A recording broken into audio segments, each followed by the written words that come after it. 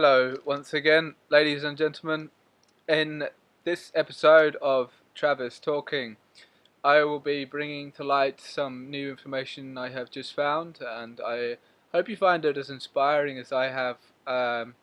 It seems to be picking up the rate at which I'm coming across information that brings power to the people, which is very interesting. Just in the past 2 weeks alone, I've had some very good examples, and I would like to share with you what I've just found, and also talk a little bit about this debts monetary system that we have. So, um, there's a really good website, nationaldebtclocks.org, and you can see, I'll put a link in the description, and you can see all of the national debts and how much interest is paid on these debts for a large collection of countries all around the world. And it's a very good website. It's very easy to read, and it also has a sum total of the debt of the world, which is a pretty astounding figure. And again, you do your own research, and you can find out where the debt comes from, and how economies of countries were systematically and methodically, strategically crashed, and then the governments then had to borrow money from banks, private banks, to then keep the economy afloat. And yeah, if you look into this deep enough, you can see how it was all orchestrated by these collection of families and groups, and it was done obviously for the purpose of control and to extend the wealth that these people have.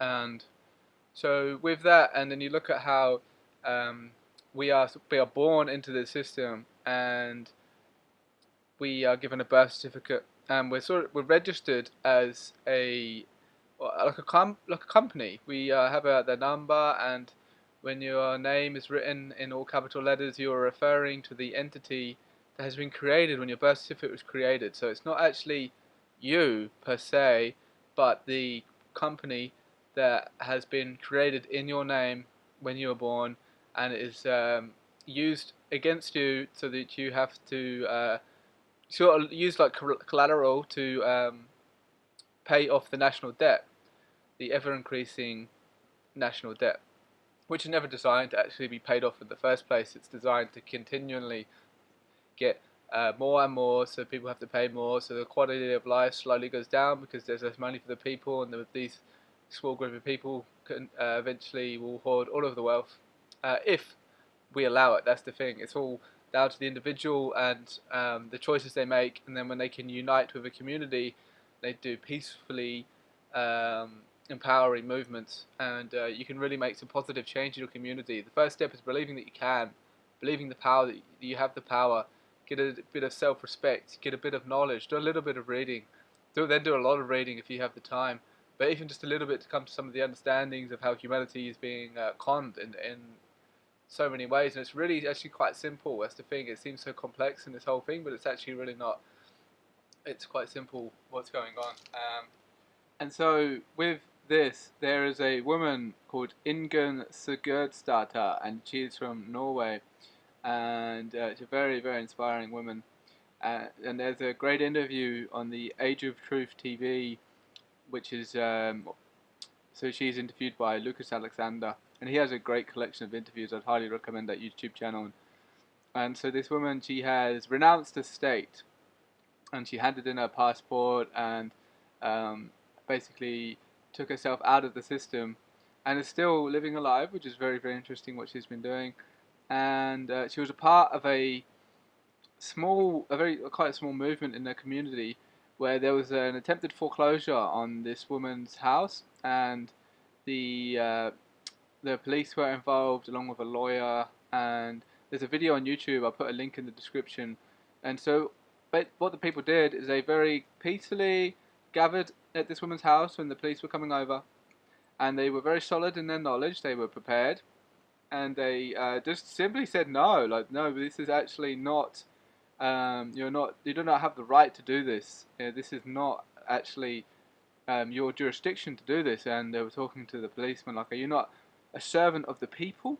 Like, is that not your job? But where something has gone a little bit wrong here now. These corporate entities are trying to steal this woman's house in effect. And you look at how with the whole debt system and mortgages and all of that, how people are conned into giving up their real wealth and their time for this illusory money, and how their interest is then charged, and then their banks literally create money. They create money out of thin air. I mean, it took me quite a few times for that to be said, to really get into my head that they literally type numbers on the screen, create money out of thin air, put it on your head, charge you interest, and then when you can't pay that interest for whatever reason, they then take your house.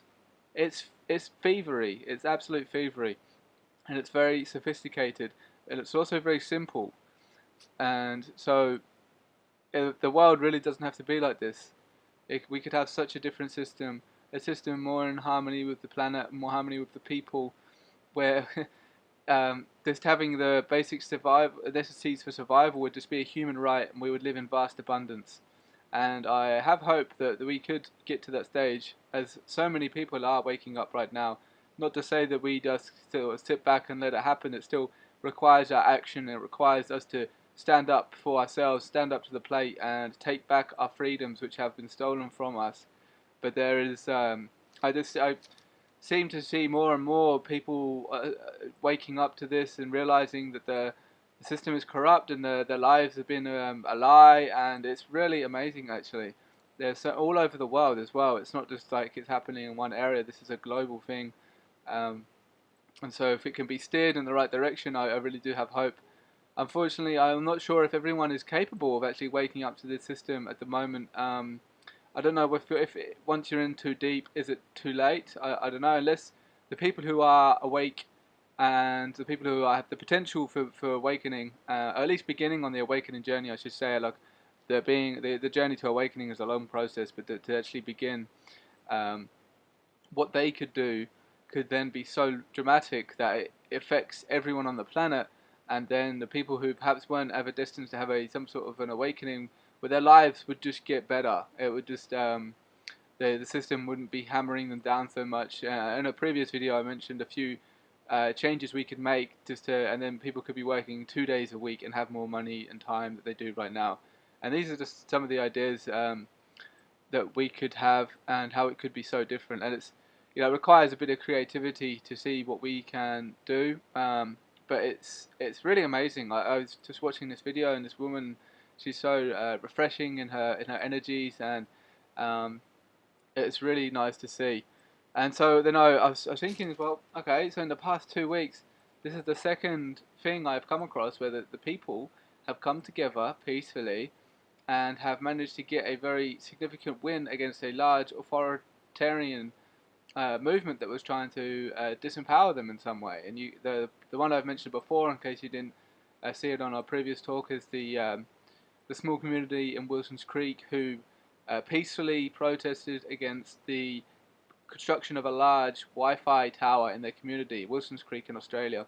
And they, again, very similar actually to the people in Norway, which is very interesting. There's just about 30 people, maybe 40, and they were strong in their knowledge, and they were peaceful, and they just said, no, we do not want to do this. This is not what we want as people, and we have the power, and it's amazing.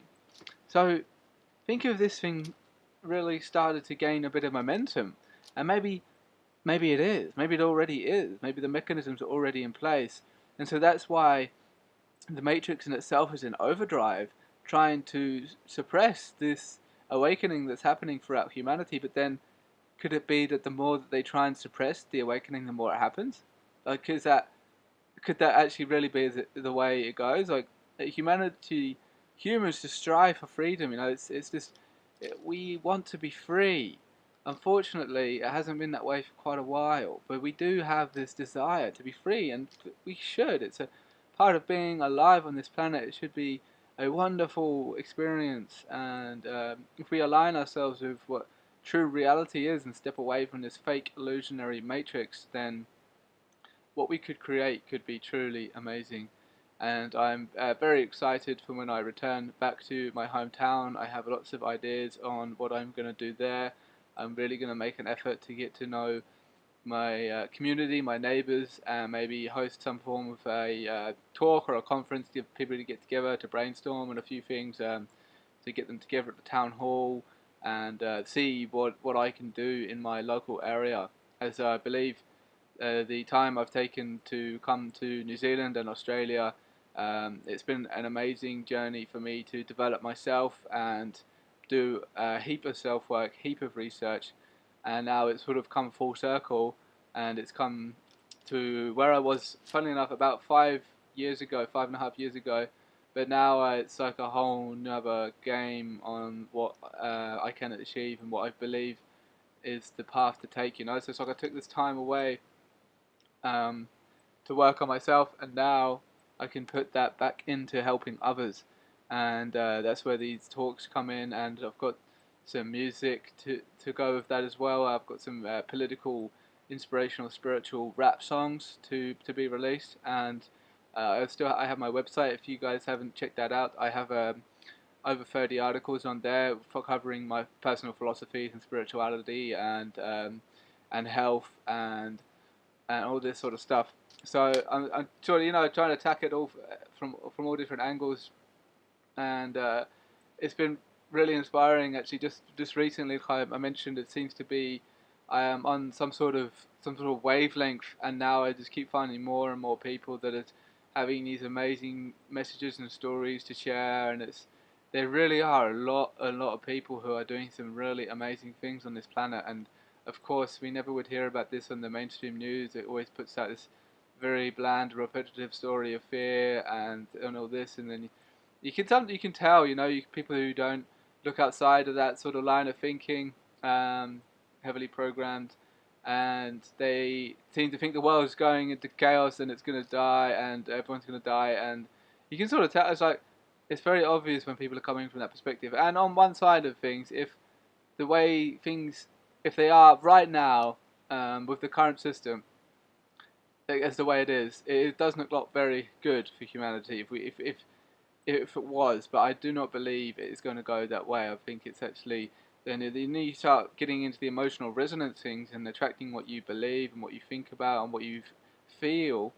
Well, then, if you buy into what the mainstream media puts out, that it's all fear, doom, and gloom, then you emotionally start resonating with that, and you start getting really fearful in your life and paranoid, and the world's coming to an end, and all this. Well, then that actually contributes to the timeline and draws in more of that. It's okay to be peacefully, calmly aware of the negative things that happen in this world, and it's actually very beneficial. But to become emotionally obsessed about them, now that is where it gets a bit too far, and that's when you're giving away your power. But if you were to realize that you have the power, and when you're emotionally resonating with the feeling of power that you have, or the feeling of love and joy and enthusiasm, and just thinking about how you can help others and how you can help yourself, and you're thinking about sending out these positive energies, and it really does have an impact on the greater timeline. And so if people were to realize that alone is something everyone can do, and it's it's very incredible. You hear about the stories of monks, huge groups of monks coming together and meditating and affecting crime rates in the local areas and all that sort of stuff. So this evolution or revolution, whatever you want to call it, so it's more of an evolution, I think, than a revolution. Um, it happens on the physical plane where we have to take physical actions to get physical things achieved, but then it also happens on the energetic plane. And when we take into account the fact that humans are as much physical as they are energetic, perhaps even more energetic creatures. And then, so there are multiple ways that we can do things to positively influence the events taking place on the world stage. So, where that comes down to as well, you could tie that in with finding your purpose or your vocation.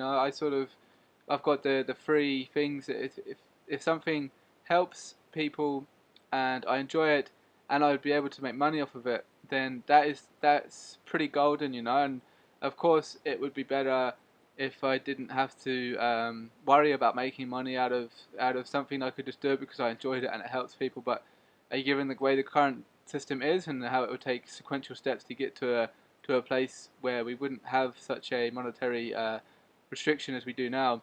At the moment, then we have to think about ourselves, of course, as we need money to survive at the moment. And so you do those, if it matches those three things, then you're onto a very good start.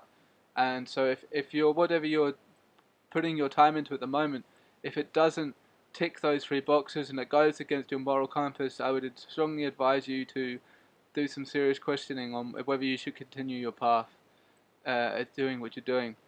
As it's put in one of Carlos Castaneda's books, and a beautiful story of does this path have a heart? And I really like, I can't remember the exact quote, but Don Juan is talking about how the path you are taking should have heart, and that for me is something that I enjoy, something that I helps people, and something that I can make money. It ticks all of those boxes. So yeah, this is it's a very interesting time to be alive. It's we're in the midst of huge change, and nobody really knows where we're going because the timeline keeps changing. That's the thing. What is the most probable outcome for humanity today may be different by tomorrow, and would definitely be different in a year. It changes so rapidly, so we really do have a say in the outcome of where these times that we're in are going to lead to.